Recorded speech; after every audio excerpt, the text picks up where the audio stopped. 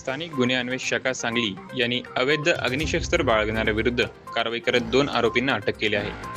त्यांच्या ताब्यातून एक देशी बनावटी पिस्टल व एक जिवंत कारतूस जप्त करण्यात आली आहे.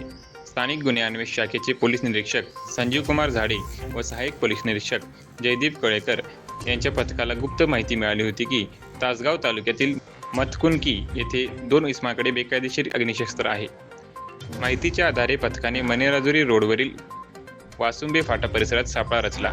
ज्ञानसागर अंगणवाडी जवळील ओपन जिम परिसरात संशयितरित्या थांबलेल्या दोघांना ताब्यात घेऊन पंचासमक्ष झडती घेतली असता मार्तड विठ्ठल पवार वय 34 याच्याकडे कमरेला खोचलेले पिस्टल व खिशात एक जिवंत कारतूस आढळले.